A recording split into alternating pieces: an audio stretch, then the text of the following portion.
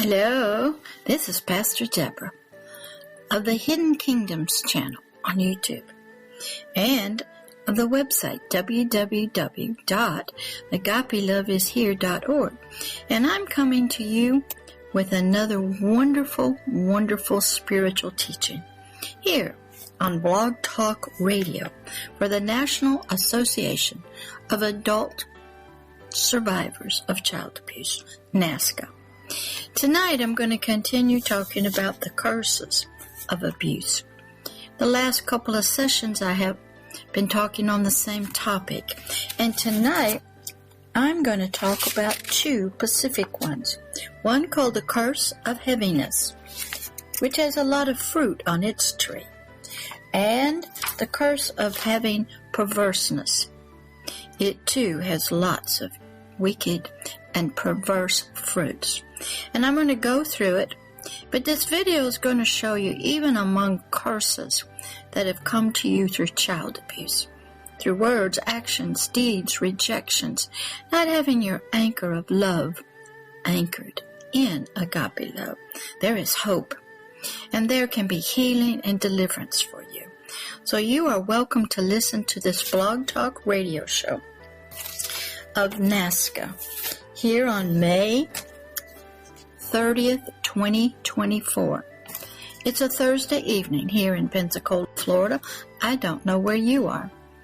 And this is scan number 3439. You can find it on the NASCA website anytime you want to.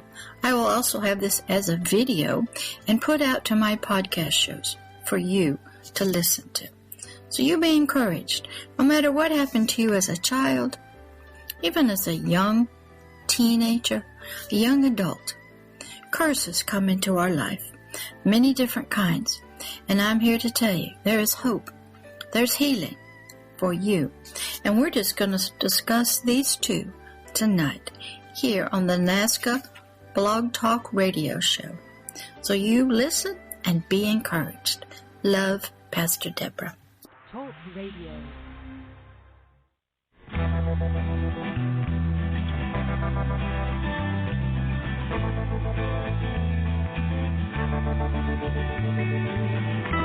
I stroll through the pictures, what I've left behind. Here once again,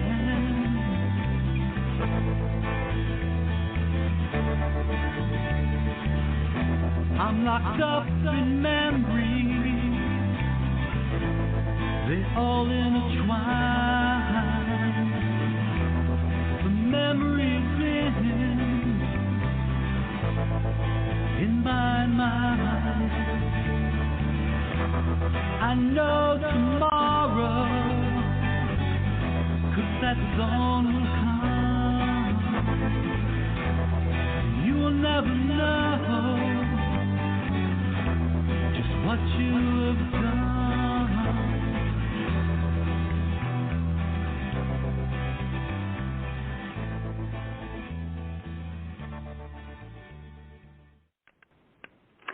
Well, good evening, everyone, and welcome to the NASCA Stop Child Abuse Now scan, also known as Blog Talk Radio. And NASCA stands for the National Association of Adult Survivors of Child Abuse. And we have our very special, beautiful host this evening, Pastor Deborah. So she'll be on in a little while. And we are on scan number 3439 this evening. And we just have a single purpose here at NASCA, and that is to address issues that are related to childhood abuse and trauma, including sexual assault, violent or physical abuse, emotional traumas, and neglect. And we do so with two goals: by educating the public, especially as related to helping society get over its taboo of discussing childhood sexual abuse, also known as CSA, presenting facts showing child abuse to be a pandemic, worldwide problem that affects everyone, and two, by offering hope and healing through numerous paths and providing many services to adult survivors of child abuse and information for anyone who is interested in the many issues involving prevention, intervention, and recovery. And again, we are on scan number 3439. We would love to have you join us this evening. Pastor Deborah always has wonderful topics, and if you'd like to be a part of our panel, please call 646-595-2118, and I will meet you on the back line and bring you in and see if you have a question or whatever. So we have basically an open mic tonight. We feature the survivor professional, which is Pastor Deborah, who will field the topics, brought into the episode by you if you have a topic to come in. If not, she's got topics, and she's just really good at bringing all that in. So Pastor Deborah is now a survivor professional living in Pensacola, Florida. She's trained in ministry, mental health, working with substance abuse, and is a trauma-informed social worker. All in one. She volunteers with many community organizations. Pastor Deborah says she can minister by text, phone, Skype, in person, and however the Lord directs her, 24/7. She teaches that humans have three parts, being of spirit, soul, and the physical body, and believes that all three are important and that each area needs care. We look forward to Pastor Deborah and survivor professionals who will assist, calling in by helping with questions and topics. And we love to get everybody's trauma-informed perspective, as survivors and survivor professionals. So go ahead and call in. We'd love to have you. 646-595-2118. And anyone is welcome to join us. So I am going to just go ahead and bring Pastor Deborah on now so that she can get started. Welcome, Pastor Deborah. Always happy to have you. Thank you. And summer's here, isn't it? Yeah, I've been real busy lately. I was just telling Kim that I had just gotten over diverticulitis, and I lost my laptop for about a month. I had to redo that, and I'm just now getting back to recording. But I'm here to always support NASCA and Kim and Bill and all the others. And I'm a teacher, so I always have topics. And we've been working for about the last 3 times about the curses that happen to us when we get abused as children. And last time we talked about one called, I can't remember, there were 4 of them, loss of innocence and then soul ties that happen, fear and rejection. And this one I got a topic about another curse. When I didn't learn this in mental health counseling. I don't learn it. You get bits and pieces of it, but it's not called a curse. And what a curse is, it's something that's spoken over you, spoken by ancestors, things that happen that bring, we'll call it evil, wicked, unloving, fearful situations and people into your life. I just did a work with a precious young man over in Dubai, and he felt like he'd had bad luck his whole life and his family. And he was just so depressed. He's of the Islamic religion. So I knew how to pray for him and how to break the bad luck off, because he really believed in his life. What happens, Kim, is the computer program seems to mute me at certain times. I don't know why. And I have to just hang up the phone, and I have to call you back. Then you see that I'm back in. So if that happens again, and just say, I can't hear you, I hang up my phone, call you right back. I don't know why it does that. Okay. But that's what happened. I had to make sure it wasn't my phone, so I called in on another phone. No, I don't know if it's my phone. I think it's more the program, but I could tell you some other things, but that's what happened. Yeah. So what I learned is from this. Can you hear me? Yes, we can hear you now. Thank you. What I learned from this precious young guy in the crisis stabilization unit, that he felt he was under spiritual attack. And I said, what do you mean? He said, my parents were into voodoo, which in a lot of the black culture, they are. And he said, I don't want to worship that or be in it in any way, but they want me to be. So I feel like they are attacking me through voodoo. Now, and he was under spiritual attack. And, of course, now what would you do if you were a psychiatrist, a mental health counselor, a peer-to-peer, if somebody said that to you? Now, in mental health counseling, you get no teaching about that if somebody comes to you in that manner. Believe it or not, most of the blacks do not go to mental health counseling. The men go to their barbers. The women go to the beauticians. They don't go to mental health counseling because they all come from a different culture, different stuff like you do. What would you do with that as a peer-to-peer support person to help this person who's having weird and feels like he's under attack? So I had to learn to combine mental health and spirituality. So when I got into the spiritual care, working with a human being, children, I did a lot with children, young teens, adults, pastors, evangelists, pastors' wives, pastors' kids, people that weren't supposed to have issues, they were showing up. And what helped me was to study curses. And what I learned was words that are spoken to us in child abuse from the perpetrator or family that don't listen, or even our own self speaking to us, can bring curses into our lives.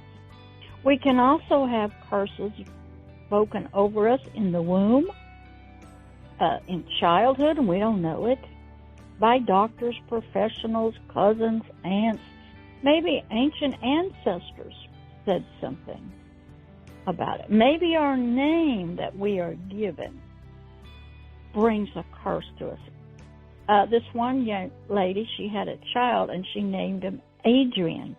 Sounds like a beautiful name, doesn't it? Are you there, Miss Kim?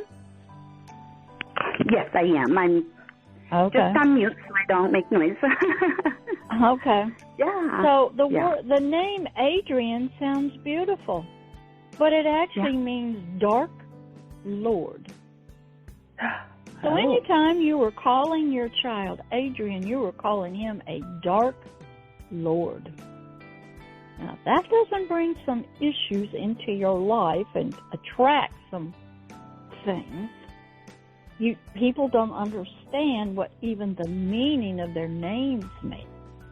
So I had a lot of studying to do to help people from a spiritual care view, combining mental health counseling and peer-to-peer and, support groups. And because I had to study so much, I had to learn from true stories, movies, books. God would open all kinds of movies, children's stories, books, songs to me to teach me. I never have to ask anybody what their issues are, because I knew anybody that came into my presence, connected to me in any way, had some issues from childhood. Is there anybody on the line, Kim, that needs to make a comment or speak or come in? No, we don't have anyone on right now. All right. I know sometimes Philip comes, but a lot of times he's doing stuff. So what I wanted to bring up tonight was a couple more curses that happen from childhood abuse. And it can come through the perpetrator.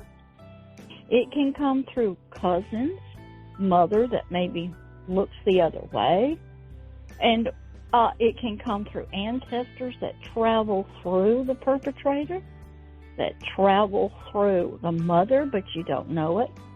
And the first one is called the curse of heaviness.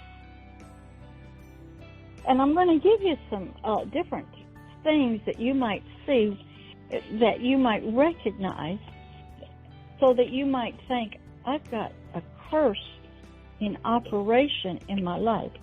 One of them, you might have excessive mourning, just always in sadness, like something has died. and you're just alone, like, somebody has died. You could have insomnia. A lot of children, after the event, if it happened at night or at a certain time of the day, and there were certain, maybe music or lights or time, they can't sleep at night.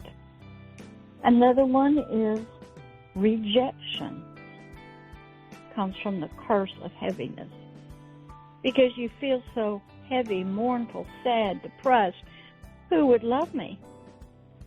Who would want me in that shape? Another one that we all end up doing is called self-pity. Poor woe is me because this happened, and therefore my life is over with, nothing good will happen. I mean, we have these internal thoughts, and we are afraid if our parents or somebody finds out about our abuse, we'll get in trouble. Another one of this curse of heaviness is sorrow and grief. You're always feeling sorry for yourself, grieving for something you've lost, something that was stolen and taken. And I want to show you how that can happen even without sexual abuse. I was at a church Saturday morning outing. We were going to feed the neighborhood.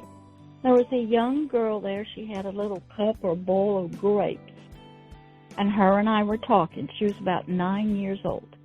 The pastor walked up without asking her, reached his hand into her little bowl or cup, and took some grapes. She looked at me with eyes of, he just raped me. He stole from me. He took something of mine without asking. And I had to pray with her to break all that heaviness, that sorrow, that rejection. And this was from a pastor. He sort of laughed when he left.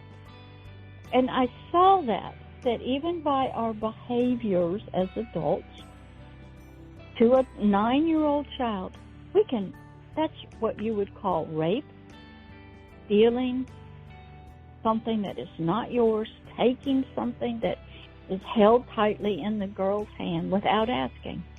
And that is what rape is. And I saw the devastation that was done to her by this pastor, this male pastor. So you have to look, and you'll see it, children being, we'll call it emotionally abused, just there in a church, in a meeting, in school. Somebody takes your pencil without asking. Somebody, you go to the bathroom and the girls mock you. And it continues so people can think, what's wrong with me? I'm a cursed individual. Now, in mental health counseling, these curses are not taught. Okay? We're not taught how to break them. We don't know what causes them. Another one is a broken heart. What that means is the heart, your mind, of your soul and your spirit, is supposed to be anchored. Still hear me out there, Miss? Yes, we can still hear you. Okay. The soul and the spirit's heart, mind are supposed to be anchored in agape love to the mother. If that anchor was never set, or it was dislodged or, cut, the child's feelings, emotions, their self-worth, it's lost. They're floating in a sea of storms. Their heart is broken. They have been abused. Their mind is broken. They don't understand what's happening. Their innocence is stolen. So they have a broken heart, which can mean a broken mind as well. Another one of the curses of heaviness we learned was called despair and dejection. Despair means, oh, poor war is me. I can't do anything right. I can't make any decisions. You're just always in despair. There's no happiness. There's no joy. And dejection means that you just look at yourself and say, nobody loves me. Another one is depression. Now, biologically, in mental health counseling, we know what that is. There's a chemical imbalance in your brain that through a memory or a trigger gets released and you feel depressed. You have actual body reactions to the chemicals. You might have an upset stomach. You have no energy. You feel hopeless. You want to sleep. So the doctors know to give you some antidepressant medication that will help balance those chemicals out. They may have to look at your appetite, like say cut back on the sugar and the alcohol, because what those two are stimulants, and when you come off of them, you get depressed. You know, your body crashes. So depression is both a biological, it's a mental in the biological brain, it's feelings. It means I have no happiness. I feel sunk down, you know, on my knees. There's no joy in my life. There's nothing to be happy about. A lot of this goes on the inside of us with our own thoughts and feelings. And we don't talk to people about how we were thinking and feeling as children. A lot of it's happening to us, like in depression, but we don't know that that's what it is. Another one was heaviness, which means I have no energy. I have no desires to do anything. Best way I can explain it is after I had my, when I was having my diverticulitis, there wasn't any energy. I was having stomach pains, threw up, flashes of fever, cold sweats.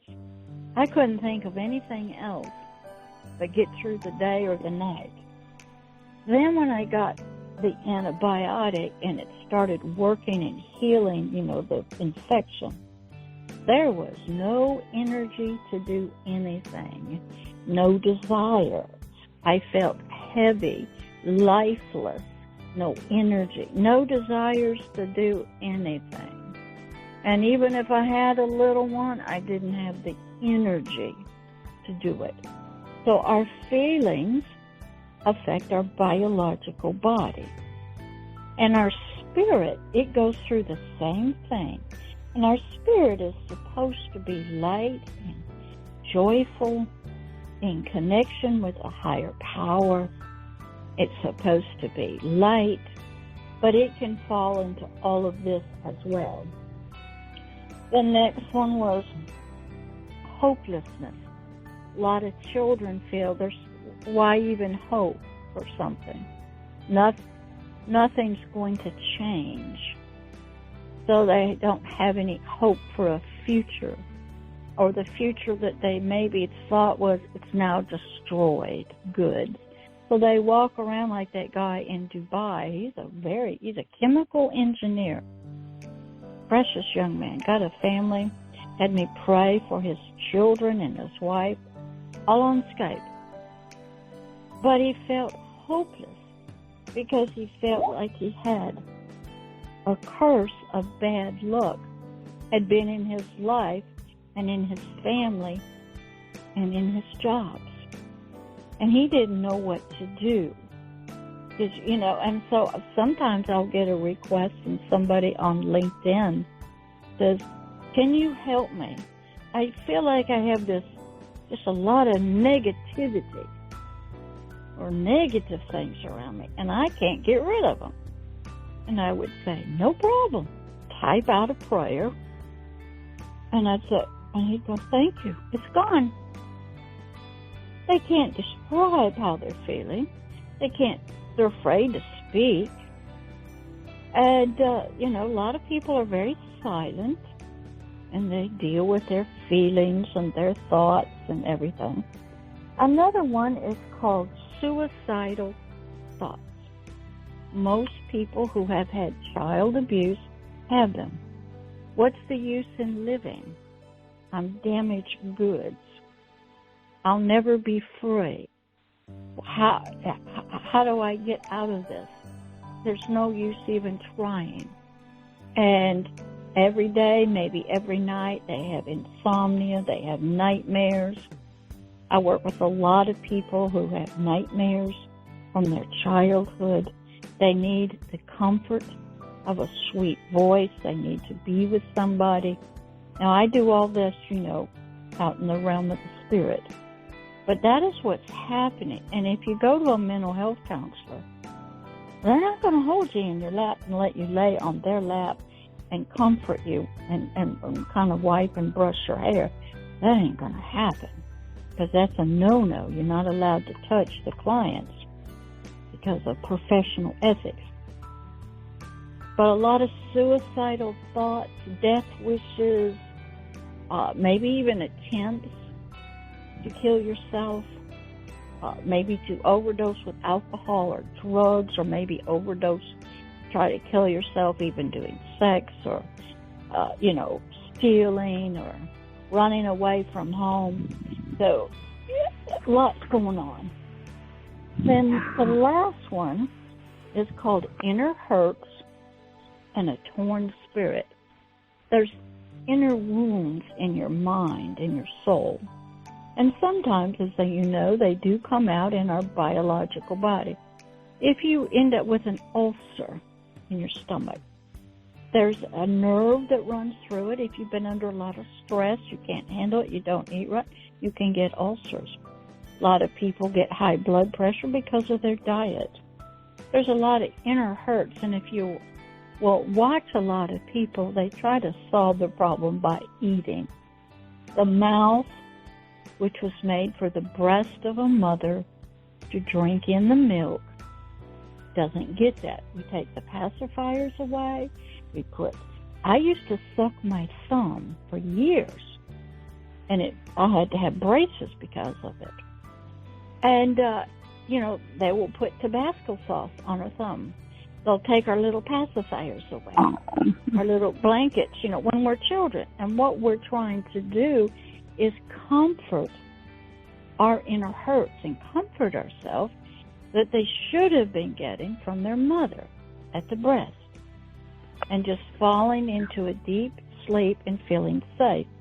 So another one of the curses of heaviness is inner hurts and a torn and broken, wounded spirit. And if you want to comment, Kim, you go right ahead, and I'll let you talk for a little while. No, thank you. I'm just fascinated every single time you talk. So I wanted to make sure that you knew I was still here, and I still hear you. Okay. So I will continue to listen, because I do appreciate it, and I think I've known people, so I've known people that I can always relate things to, and I appreciate your wisdom.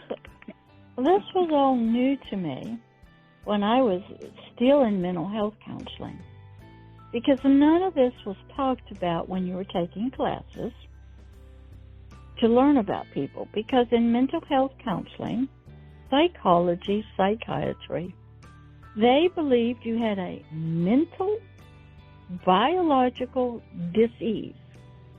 And it was, if you didn't have a brain tumor or a concussion, on your head and blood or stuff, then they knew they had to correct and balance out your brain chemicals.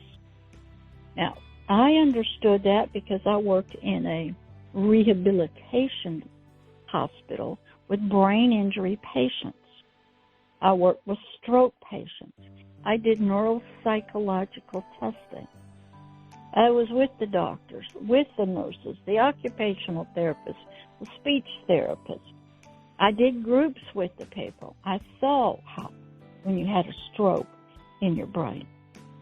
So I had some experiences most mental health counselors never had. And I worked with disabled people, even back when I was in college, who'd been in a car wreck or something, or had had a fever or something. And so I learned a lot about the biological brain and body. They're working together. So when a child has sexual abuse, the body is violated. Chemicals go off. Thoughts are happening. Words are going on. And the child doesn't understand, but even if the father or whoever, and they say, this is our little secret, that's a word curse, and don't tell anybody, because you'll get in trouble. You're the one that's doing bad. Okay, so the blame gets put on the child, and the child has to carry this on the inside. And they have the, insomnia and nightmares, and they're broken and wounded in their thoughts. Chemicals have been turned on that shouldn't have been turned on. They're dealing with feelings and nerves, and it's just a mess. And what happens is, when I started to go into the ministry, I had to learn a whole new set of things of what was causing people there that I didn't know. And curses was one of those things. Curses come through containers of words or actions, and they're released into our life. And then they start doing their thing, sort of. They're like the fruit of, since we're talking about the curse of heaviness, all these different areas I was talking about, mourning, insomnia, sorrow, grief, suicide, depression, heaviness, those would be considered in spiritual care fruits of the curse of heaviness. The strong man, the big guy, was heaviness. And within him, he had all these other things, and once he got in there, through words or actions or whatever, he released all of these different things into our lives. And so I had to learn, I had to use terms, I had to understand, I had to be able to look into somebody's eyes at Walmart and see them pleading with me for help and them never saying a word. I had to look at children's eyes who I would meet. That little girl at that church, and that pastor took her grapes, she said nothing, but I could see her she'd been offended, abused. Something of hers was stolen, and I saw it in her eyes.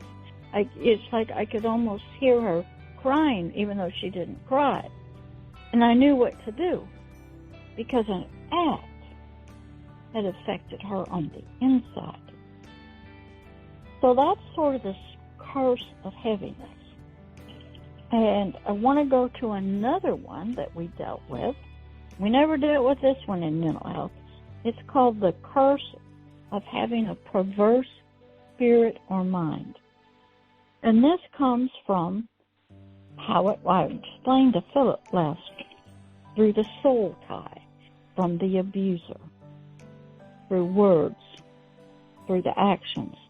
Because what's in the abuser, when he does the abusing, it freely is released into the child. Okay? We would call those generational curses. You act just like your uncle, your father. You talk just like them, You look like them, Your hair looks like it. You look like grandma. Something like that.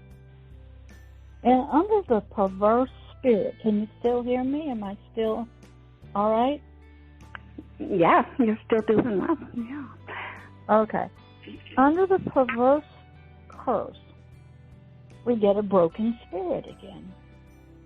When a father, brother, an older male, sexually or physically abuses a child, that's not a normal act. It's a form of perversion. It's not protecting. So when that occurs, this is what I had to learn. This wasn't taught in mental health. It's things, the actual act, emotionally and physically, brings in things. One, under the curse of perversion, is a broken spirit. What does that mean? It can't work like it's supposed to. Falls down, sort of, and goes to sleep. It's hurt. It's wounded. And another spirit of it is an atheist. I ain't going to believe in God. I ain't going to believe in any good thing. Because look, these people that I'm supposed to love, look what they've done to me. I don't believe in anything except torture and abuse. Okay, that's sort of atheist. There's nothing good in my life. There's no God. Where was he? You know, doesn't matter what religion you are, you know. He wasn't there. He didn't stop it. Child abuse is a curse of a perverse curse. But that's not normal. It's perverted. Instead of taking care of the child, protecting it and loving it, we abuse it. You can abuse it through words, neglect, rejection, sexual. You can abuse it through blaming it, saying it's all your fault if you hadn't been born. You look just like so-and-so. And the child doesn't know anything. So there's many different kinds of child abuse. Starve a child to death. You can lock them up. You can speak to them. You can emotionally abuse them, emotionally handicap, kidnap them, traumatize them, beat them physically, all kinds of things. Another thing in the curse of perversion, is a filthy mind. Many children end up having a filthy mind. They don't know what's clean or pure. They will end up abusing their own children, speaking negative things, abusing animals, stealing. Their mind becomes filled with all kinds of filthy, evil, wicked thoughts, imaginations, and a lot of them end up in human trafficking, prostitution, gangs, doing illegal things. There's a lot of sex perversions that come in with this. What they don't even know what normal sex is. How is it supposed to be? So it all gets perverted.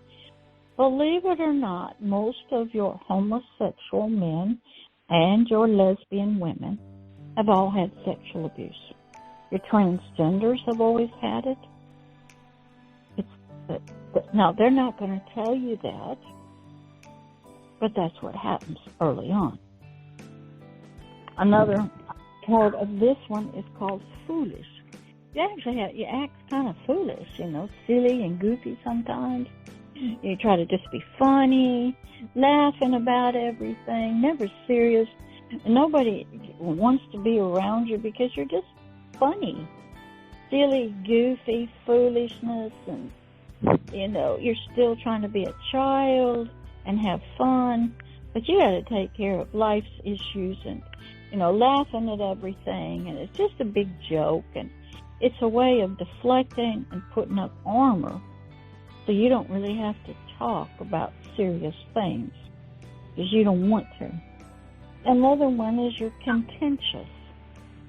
Means you're a fighter. You're always arguing with people. Nothing's ever right. You're always arguing. You're always fighting. You're rebelling. Nothing's ever right. Nobody can do anything right. So that's a part of this curse. Chronic worrier. You're always worried about something, getting sick, or worried about this, or worried about that. You're never at peace. Fearful something's going to happen. A door. I did ministry with this young precious girl. She just got out of it. This was during my training time. She got out of a psychiatric hospital for a reason. She showed up in church, ended up in the usher's room, and every time the door knob turned, she lost it because she was so fearful of what was coming because she'd been in the hospital. I've been in men's bathrooms with men who are so frightened something triggered them, and they can't come out of the stall. I've been with children who crawl under their teacher's desk. They're so afraid, they think they see something. They ain't coming out. So I've had experiences with people, and even in the mental health settings, I was starting to see a lot of this. You see a lot more of it with jails, drug and alcohol things, you know. They're batting the air and they're saying there's bugs around or something like that, and, you know, something, they're being watched. I had an aunt who believed the television was talking to her. She'd run outside naked. She had some issues. Another one is a lot of the people that get abused, they get into pornography. Okay? Now, pornography can be, I'm just looking at a magazine, and I'm taking care of my own pleasures and needs, watching it on TV, going to bars, all kinds of, now a lot of young girls are getting into dance groups, and there's a lot on Instagram and stuff like that, and people are trying to show their bodies off, and you get into pornography, and you are trying to satisfy needs, okay, and children are brought into it. I work with a precious young guy named Gavin. Oh, he's a grown man now. But his mother sold him to a satanic high priest. She wanted to go off and have a life, and he got into child pornography. He was used in making children's porn movies with dogs and other things, and he grew up in that, became a heroin addict, real bad, and their whole life, you know, was just so perverted. And but he was, by talking to me and me doing some ministry with him, he was starting to want to be healed. Some of them are afraid of healing. Many people who have been abused as children, they don't know what it would be like if they were healed. Most of them have multiple personalities. They have lived with their system, their family. I have this one young precious guy. He's over in somewhere in Arab country. He was rejected by his mother and father, and some people suspect he was homosexual. But he had multiple personalities as a child. He even, because his parents, especially his mother, loved animals, he became a lion. He had a lion personality. He had a horse. Wow. He had a falcon. This is falcon. Wow. Okay? Because Mama loved them.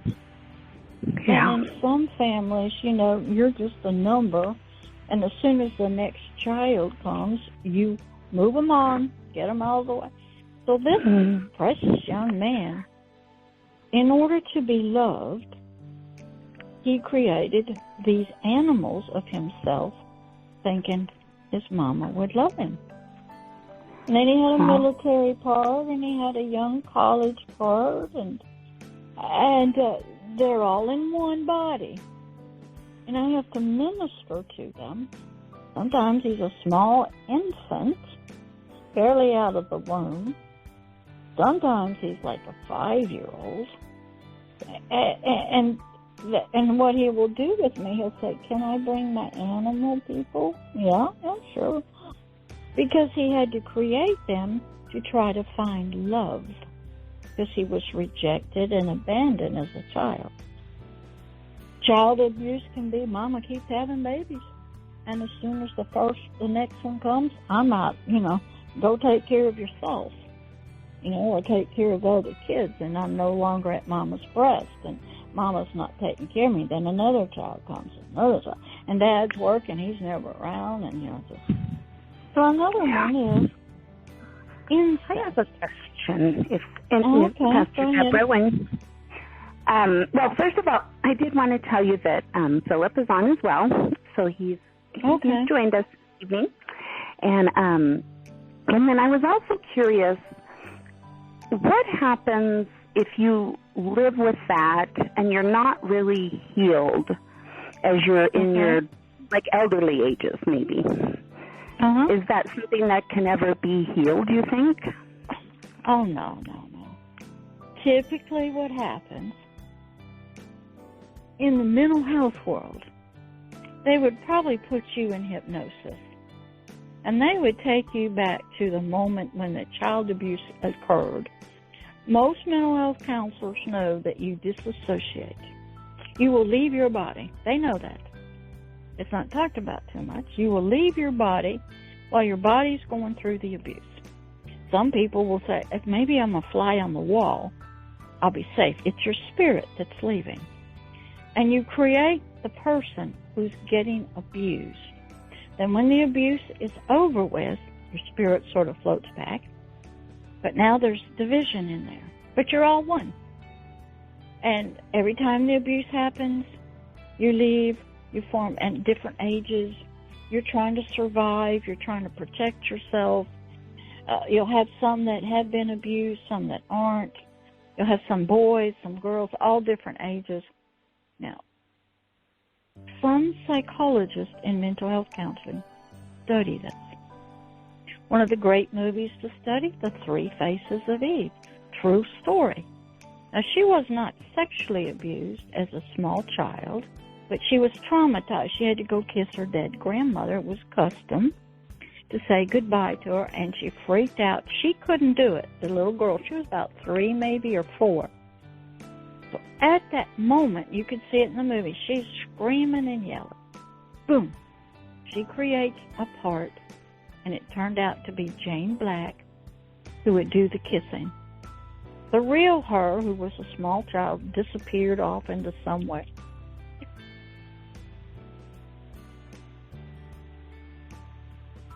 Hello? Yes, Am we I can there? still hear you. Yeah, you're still here. I thought you went away for a second, but then you were back. I didn't. Okay.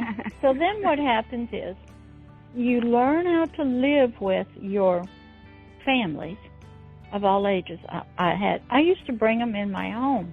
I had a young, precious girl. She was going to a Bible school. She had a queen part. She had a sex part. She had a drug part. Are you still there? Yes, I'm Hello? still here. Yeah. Okay. Yes, I'm still here. Yeah. I just put you on mute so I don't make noises. That's all. But I'm listening. I'm right here. So, if you don't get healing through love, and everybody gets to taste agape love, not human love, the parts don't get healed. Now, how this one girl, she had in Satanism and witchcraft, they purposely form Manchurian candidates. They purposely have programmers that will program you with parts. This one young girl who had a bloodline of a queen, they wanted her to do whatever they wanted her to do in the meetings. So they created a family of children, a little boy and 3 little girls. They made her do this. And you can do this under drugs and alcohol and torture, and you get to the state where you will create whatever the programmer tells you to create. And then he'll program you to do whatever. And in this little girl, in this lady's case, she was in her late 20s working in a Target or something, seeing a psychologist. And that in mental health counseling, they say we're going to integrate all the parts. That's a very, because we want everybody to feel the pain, everybody to know what happened, to experience and the whole abuse. We want everybody, we don't want any separation. We want one, everybody knows what's going on. That's their philosophy. And they call that healing. Well, I learned God doesn't do it that way. So what he did is we were sitting at my kitchen table. Her name was Andrea. And this little boy part of hers comes up. He'd stick his tongue out at me. And he always wanted to talk about baseball and playing and having fun. And I said, well, would you like to go off and play? Oh, I'd love to. How can I do that? I said, well, Jesus Christ will be glad to go with you, and you guys can go play ball. I said, okay. So I prayed a prayer. No, this is spiritual work. And the little boy disappeared out of her life. And then 2 little girls showed up crying to me about 4 and 5, you killed my brother. You killed our brother. Where is he? He's gone. We can't do that. Oh, you're a murderer. I said, oh, no. And I prayed, and he came back. And I said, don't you all want to go? Now, these are all parts, dissociative parts of this girl. She's sitting at my table with another multiple personality and a Christian brother there. Okay? And these 2 little girls came up. I said, well, why don't the 3 of you guys just go and be at peace with Jesus? She believed in Jesus. She was a Bible. We can't go because we can't leave Carrie. I go, well, who's Carrie? Well, that's our little sister over there laying on that concrete slab. And I looked over there, and there was a little 2 or 3-year-old child, this is in the spirit realm, laying on a slab. And what I learned was when they wanted to do things to this adult woman, she wasn't going to escape them because Carrie was there and they weren't going to leave. So I prayed a prayer. I got kind of indignant. And I said, by God, I said, God, your word says you came to heal the sick, make the blind see, the deaf to hear, and the lame to walk. Carrie, get up. Oh, little girl, remember, this is all. She got up. I said, God, take them all and let them be happy. They all left out of her body, went somewhere. The next day, this girl gets up, Andrea, and says, you know, for the first time in my life, I feel free. I feel like I can run down the road to my heart's desire. See, that part of her, to be free and to run and escape, she couldn't do it before because of those 4 children. But when I did the spiritual work and these parts that had been created disappeared, she was free. Well, sometimes you have to do some heavy-duty stuff. Now, in mental health counseling, they try to integrate and introduce each other to everybody and try to get everybody kind of put back in one, and so there's no separation. And some psychiatrists do an excellent job. I do not know if they use hypnosis, drugs, or whatever, but it is an acceptable mental disease. They know it happens. I'll give you an example. I think he just died. O.J. Simpson. Remember him? And they said he killed his wife and somebody else. And he said, I never did it. Charley did it. Who do you think Charley was? Hershel Walker, who was a major football player, when he retired, he discovered he had multiple personalities from childhood abuse, and he formed a personality to be on the football team, and when that was no longer, it happens in the military. You form a different personality than you were in civilian life when you go in the military. And when you come out, who's there to train you to be a civilian again? Well, some people have a hard time. It's all happening on our thoughts, in our spirit, inside of us. And a lot of mental health counseling, they're trying to help you with your chemical imbalance. And your question, Kim, was if you don't get the healing and of all of these divisions and you get older, yes, you still have them. They may not come up as much because sometimes they're sleeping, sometimes they'll get triggered, sometimes they'll come up in nightmares, they'll come up when you see somebody else or you think about it happening to somebody else. You may not even know. You might have a NASCA personality. You might create a personality to get married, to be a mother. Now, I have different divisions of my labor. I'm a wife. I am a mother, a grandmother. I'm a minister, a pastor, a shepherd. But I'm all one. Okay? But I am. And when I ran into this, God, I said, God, what is going on with these people? Because there was nothing in mental health counseling, no class, in dissociative identity personality or multiple personality. There was nothing. Usually it's a few of your PhDs study it. Now they can test for it. I think it's called the Minnesota Multiple Personality Inventory. And then they put you on a scale of post-traumatic stress disorder between 0 and 10. 10 means you got now it's called dissociative identity disorder. But you can have all different levels of post-traumatic stress.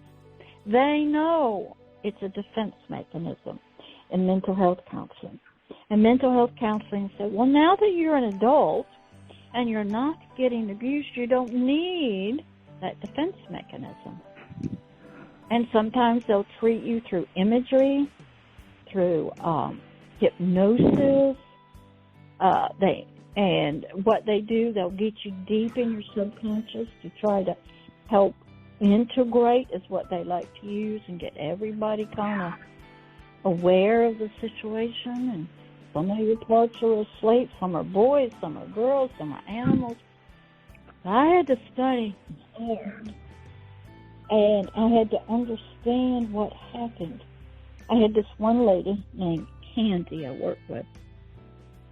One night we were on the phone, and she brought me a little baby. I was crying. I'm on the phone. She's not talking. And I recognized she was bringing a very early part of herself to me that was dirty and filthy, covered in blood. And she wanted me to heal it, so I spoke to it. I wiped I'm just talking with my words. Cleanse the body, let some water, use my... And she's hearing it at a deep level. And she's hearing words of healing, deliverance, cleansing. Okay? And she would bring me those parts. And so if you get older and you've not had any of that, you still have them. And they're still there. Some of them, they go into trances, they go into sleeps.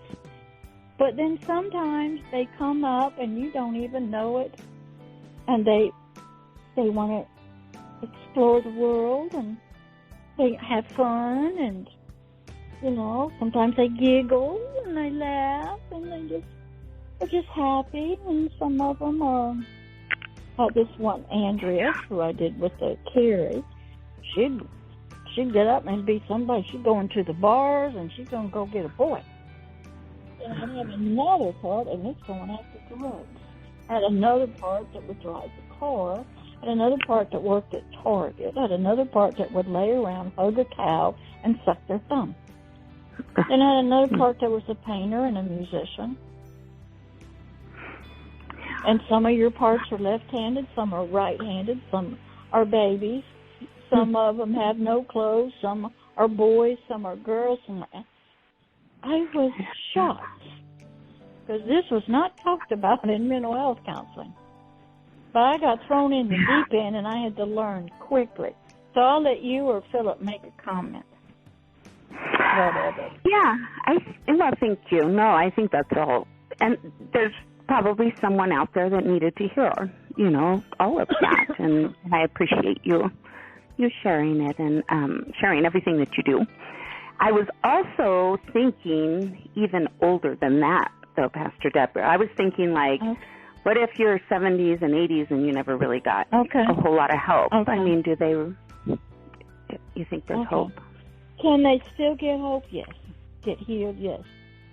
And typically, sometimes they want it. They're afraid of it. They've lived with this system inside of them for so long. Okay? And then what happens upon their death?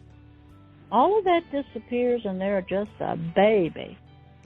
Because they really got stuck in babyhood, okay, infancy, or wherever the trauma happened. That's where they're stuck. Okay? But our soul part of us, Sigmund Freud talks a lot about this, okay, our subconscious in our soul, in our biological brain, it is quite capable of living out there as a 70, 80-year-old person, but deep on the inside, and they're not going to tell you. I had to learn to hear with ears and look in their eyes, and I just had to know. Every person that came to me, they got them. And it's a defense mechanism. Mental health knows it. It's how you stayed alive, or you would have died of heart attack and fear when the event occurred. And I asked God about this years ago, what is going on? Why do all these people have multiple personalities? He goes, because I am one. I gave you my gift. I am who I need to be at whatever time. I might need to be a judge, a father, a mother, a king, priest, a prophet, a teacher. I'll be whatever I need to be to get the job done. He said, I gave that gift to humanity, so the spirit will survive. He says, I leave my body. I come down to earth. The other part's me up there. Okay? Jesus' body's up there. But he's here in dreams. So I'm going, okay, if it's a gift from God, now this is the spiritual part, to save us, and he knew it was going to happen. It just happens automatically. Nobody has to teach the spirit to leave the body. It's just gone. And it's a way of escape. And some people call it, separating, disassociating from their feelings. They are. But they don't really know deep what's happening. But they become other people. Sometimes they don't know that they're other people. Some parents will look at them like, you just act different at times, Some of them change from, they were a biological girl, and their survival skills, I better become a boy and talk and act like a boy, so this won't happen. If it's a boy and it happens to them, they go, I might better become a girl. I'll be safer. Everybody is trying to save themselves. They can't stop it. They're small. The people that do it are bigger and overpowering. They can't stop it. You can get drugged, very easily. Be in the wrong place at the wrong time. Get raped, okay? And I had to learn that God was so good that he would protect us through our thoughts, our imagination, the disassociation, leaving our body when we can't get out of a horrible situation. Now, it traumatizes us, but we're still alive. He said, I can do healing with that. And I read this story about this young girl, and she was like 2 or 3 sisters, but she was the only one her mother tortured for some reason. And she got older and stuff, and she got with many different psychiatrists. And, she used her insurance, but then it would run out, and they'd say, we can't see you anymore. And she finally got to one psychiatrist, and the insurance ran out, and he said, that's okay. You're a human being that has issues. You keep coming to see me, because I love you as a human being. And she started getting healed at home. And I said, God, what's going on? That psychiatrist didn't read the Bible to her, didn't pray with her. There was no casting out, no deliverance. He said, no, there wasn't. But he generally had agape love for that lady as a human being and would help her and not even charge her any insurance or any money. He said, I can work in that kind of atmosphere to heal that young girl. She wants to be healed. He's loving her as a human being. She's coming, he's talking, not charging her. And God said, I will work in that kind of atmosphere between these two people, and I will get the glory because love is there. A love that is more powerful than regular human love, and I'll have the victory. And what was meant for evil, I'll turn it to good because he loves another human. So I had to learn about the power of love, not human love, not sexual love, but this agape love from God. And so I'll be quiet again and let you guys ask any questions. Okay, go ahead, Philip. Did you have a question that you wanted to ask? I don't know if he's listening right now. Might have walked away. Okay. Are you there, Philip? Yeah. No? Okay. So if you have a 70 or 80-year-old person, they probably still have them. And we see a lot of 70 and 80-year-old people act weird. Okay. And we can't figure it out, And they don't sleep well. And, I had to learn that God gave us 120 years. It's in the Bible. So, when you die early, your body has not been treated correctly. You don't respect it. Your mental stuff is not balanced. And your spirit is not able to give it the strength of agape love through all of your parts. It's how God's pattern works. God sends down agape love, usually through a spiritual mother, maybe a pastor or a friend, or like that psychiatrist, to the spirit. The spirit releases it to its helpmate, the soul, which is your thoughts and feelings, emotions in your biological brain. When that gets going good, and good chemicals are flowing, and you're not having all that agitation of all that bad stuff, that is released through the nerves to the biological body. And people don't realize the value when you do not have true agape love in your life. The anchor to your mama, knowing she's there no matter what. And that kind of love, not between a man and a woman. It's the mama who sets the anchor. It brings life to the bones. It brings rejuvenation. It can heal. Okay? And people don't understand the power of love and relationships. That's not taught either in mental health counseling. In some support groups, I was in a grief support group with ladies. We weren't even allowed by the social worker to get up when somebody started grieving and crying. We were not allowed to get up and hug them. We had to sit there, and everybody was isolated in their grief. That was by the rules of the social worker. Now, what do you think I'm thinking? Okay?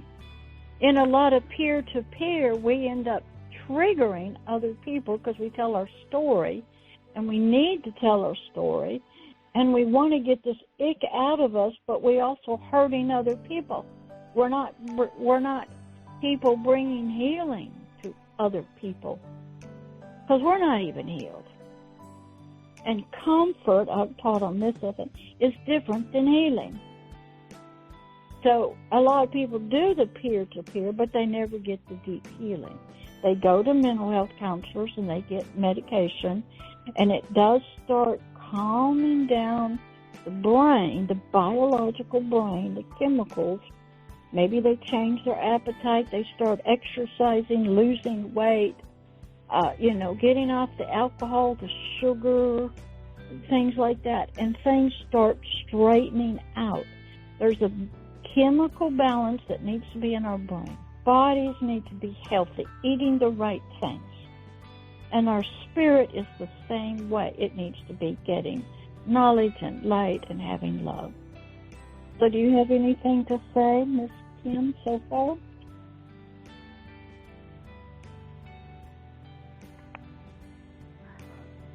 I think that definitely answers my question, and I think, Okay. I do believe that everybody can get the the empathy that they need, if even if they're 70 or 80 years old. And yes, ma'am. I believe that because of the healing. Yeah. Okay. Problem with getting empathy does not heal you. It just touches the soul that's broken. If there's division and multiple personalities, not everybody is getting the empathy. Empathy is like, I care for you, I feel sorry for you, I love you, but it's only at that surface level. The inside of that person. Okay, women love to give empathy, but empathy does not bring deep healing of the spirit nor the soul. It's like I can comfort you, put my arms around you when you're crying and upset. But that does not bring healing to you. It just comforts you. And so what happened is I had to study. I never even, a lot of times I was in a hurry. People were going to die or they were going to hurt somebody. I didn't have time to give empathy.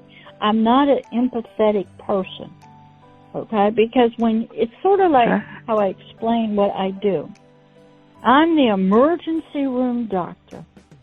You're coming to me in pain, crisis situation. You're crying. I have to stay calm. I can't take time to empathize with you, feel sorry for you. I got a job to do.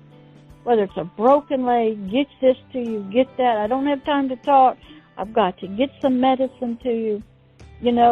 I went to school for hours and years just to be waiting for you when bad things happen to come into the emergency room. Like if somebody came in, I used to work in the emergency room as a chaplain in a hospital, stayed overnight once a week. When a gunshot wound would come in or somebody trying to commit suicide, we don't have time to talk to you. You're out. You're gone. We're going to get the bullet out. We're going to get you puking. Okay? We got 6 or 8 people working on you. We're all trained, highly sophisticated to save your life. It's not the time to put our arms around you and stuff like that. I've been with patients who are dying, okay, and I got to talk about heaven. I have to be calm, not crying, not sorrowful that they're dying, because I know there's a better place. I also have to pray with people who are going and talk to parents about their parents who just died, and we need to have some tissue. We need to have some organs sent to, organ transplants. I had to be, so my training is not empathetic, okay? Now, most mental health counselors aren't that empathetic either. They're cold. We're going to be in facts. Okay? They're not going to cry. They're not going to put their arms around you. But empathy and comfort, like in peers of spirit, will not heal you. It will not touch the dissociative part. It will not solve the insomnia, the fears, the marriage problems, the sex problems. It will not solve your biological problems, your dissociation, won't do any of that. It'll be a temporary making you feel a little better. Then you go home and you're right back where you were. And the empathy that's given, it's all forgotten. Because nothing's changed. I had to learn that. And because I always was in a crisis situation with people. And sometimes I had seconds do mental work before they died.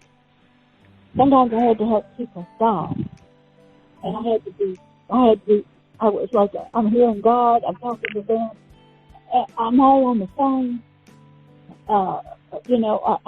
One of those in car crashes, I jump out of my car and go in, and I start praying for that person in the car. I had emergency room work, crisis stabilization work.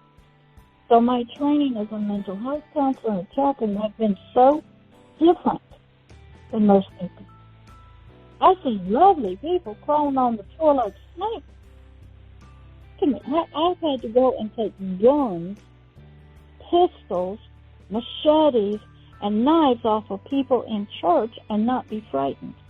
I've had to walk into homeless camps and not be frightened. I'm not a timid person. I'm a soldier. Okay? So I'm a little different. I went through peer-to-peer training, and I saw most of the people in there had issues. How would they help me with mine if they got their own? You can't do it. You have to get healed first. God set me at home for 2 years in my house. I said, why? You need healing. I go, from what? 40 years of it. I said, what am I going to do? No community work, no job.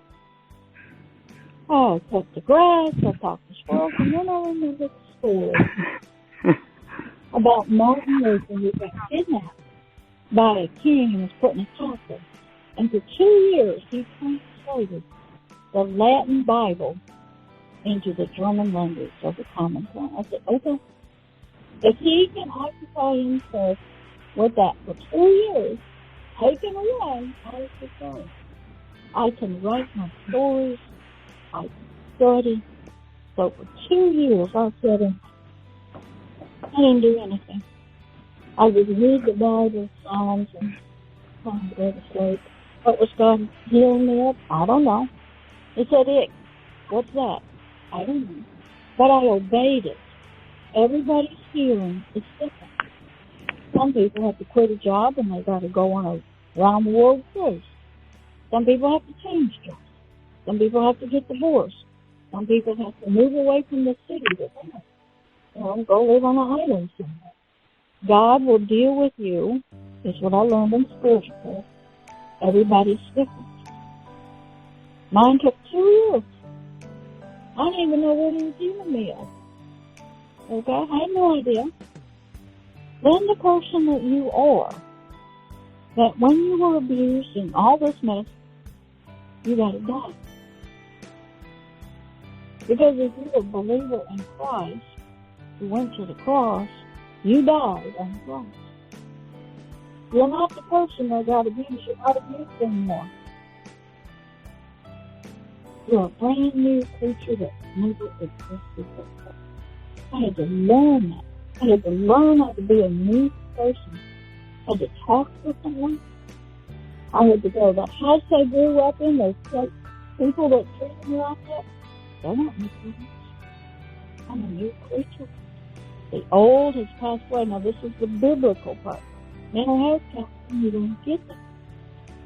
Peer to peer, you don't get that. So I was just a little different than those people and those places.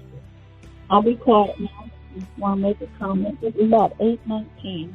So we're getting moving. Yeah, I don't know if it's... Philip, can you hear Pastor Deborah? Is she starting to fade out a little bit on your end? On you. Sometimes Can you hear kind of hard me? to hear little. Yeah, I can. Yeah, me? It's not as bad. It's not as bad as sometimes, but you seem like you're in a tunnel. Yeah, sometimes my phone gets away from me and it's far away, but I had to learn a lot, Kim. And I knew God wasn't going to waste the mental health counseling. No. And can you hear me? Yes. And at the same time, because a lot of mental health counseling provides a lot of good healing, information, medication, groups, support, getting out in community, opportunities. I have always believed mental health and spiritual care are equal partners. And we need to work together and respect each other. And because we're both trying to help people who've had some bad things happen to them. And whether it is peer-to-peer or a support group or individual counseling or group counseling or AA or it's all good. It all helps. Being on medication, getting a healthy lifestyle helps. Being in happy relationships helps. Having a good, healthy body and diet helps. And doing the spiritual care work helps. Okay? And it's all helpful. And there's nothing bad about any of it. No. And I found some people don't want to get healed. When I work with a lot of disabled people, and we're on disability, Social Security, and they would ask for prayer to be healed, I say, no problem. And when God heals you, you can't get your Social Security disability check anymore. You have to give it up, go to work 40 hours a week, raise your family, be an appropriate spouse, take care of your house, your body, like everybody else.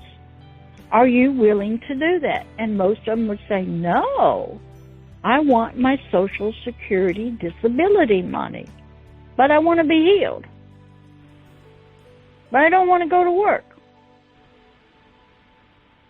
So I always ask those people, do you want to be healed?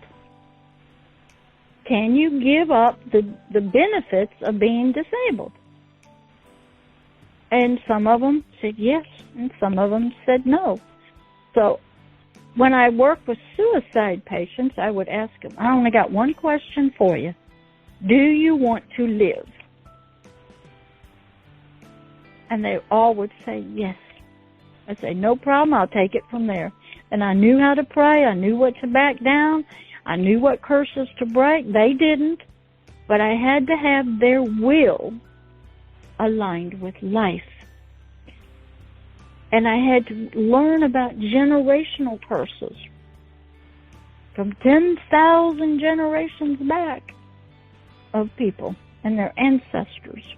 I had to learn how to break those off of people because they were still in operation.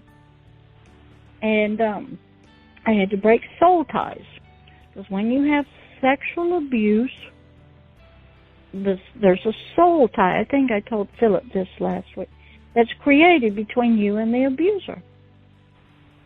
And you just can't seem to break that bond.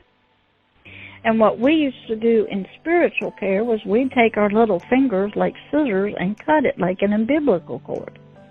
And then I would say, take your umbilical cord now and attach it, because these were Christians, to the Heavenly Father. So you get all His good stuff, and you don't get the bad stuff from the other guy. And I've got about 8:24, so that gives us 6 minutes. And how about you closing us out, Miss Kim, with the music and everything? Yeah. Well, thank you so much, Pastor Deborah. I'm going to put on that. Is that a little easier to hear me now on the speaker? Yeah, I you're think good. It gets better. Yeah, thank you so much for all that you teach us when you come on. We always love to hear your wisdom, and we get to listen to you next week as well. So we'll have you back on next Thursday. So yeah, the first two. Is it the first we're gonna and have, the second? and the fourth or fifth. No, first and second and fifth. So at this time. The first Thursday, the second Thursday, and the fifth? Correct. Just, all you got to do is, okay, I'll put it on the NASCA website, and I always look to see if my name is there. Yeah, and I think that is that's part of the issue with Bill being sick is that, that website specifically is it's coded, and so it's a lot different than just going in and changing the name on it, like some of them.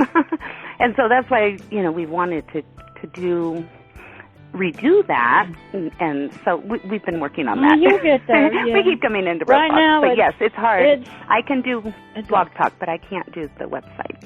So okay, that's all. So mine is the first and the second Thursday of next month, and the fifth Thursday. And then if there's a fifth, because we had you on. I'll see it, because what I do is I check the NASCA and the Blog Talk, for Thursday, and so that's how I know.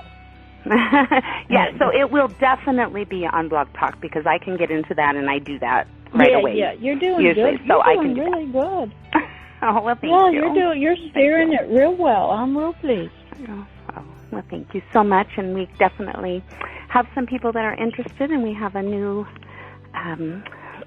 guest next week, a special guest next Wednesday.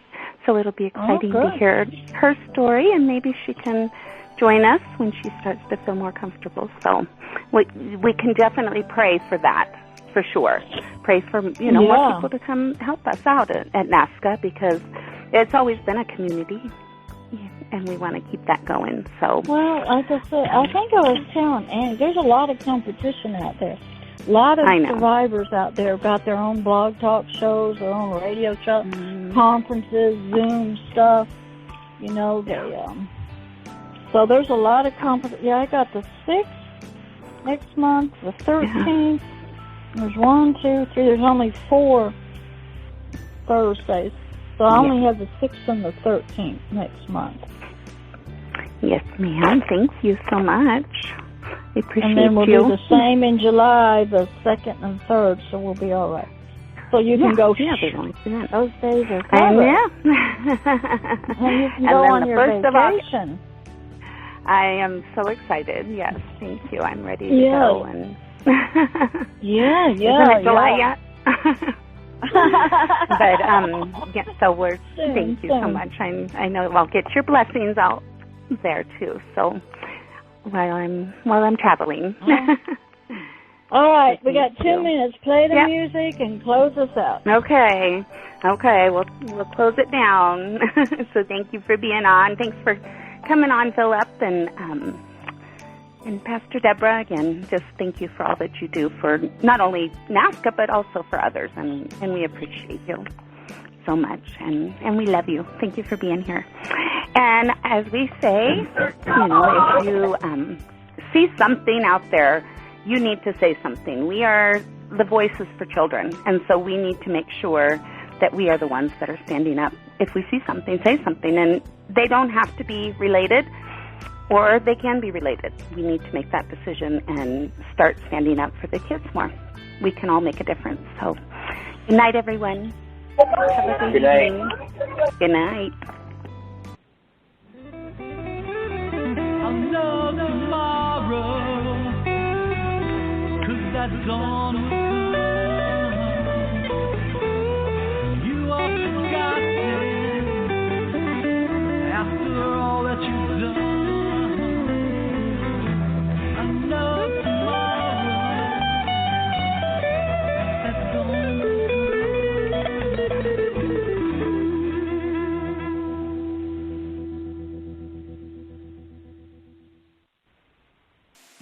This is Pastor Deborah again, and I want to thank everyone who listened, who was on there, and who will listen in the future. I'm going to continue to teach about more curses that come from abuse in our childhood. Next week I'll cover 2 more, which I had to learn about when I got into spiritual care. Mental health counseling, as I said, do not really teach this, but they are aware of the dissociative identity disorder at a high level, at a PhD level. Most master's counselors don't get this teaching and training in that wonderful defense mechanism of dissociative identity disorder. But I want to thank you for listening to Blog Talk Radio here on the NAASCA radio show. Please continue to follow NAASCA, as it has been out here many years helping people who have been abused to have a voice, to learn, be educated, and to bring healing both to each other through a peer-to-peer support group that I believe they have a Zoom meeting on, which you can find on the website, and through the Blog Talk radio show. They bring education, storytelling, questions and answers. So this is Pastor Deborah, and I'll see you again very soon on another Blog Talk radio show, live. And we'll cover 2 more curses that you can learn about that maybe are affecting your life in one way or another. All right, be blessed, and I'll see you next time. Bye-bye.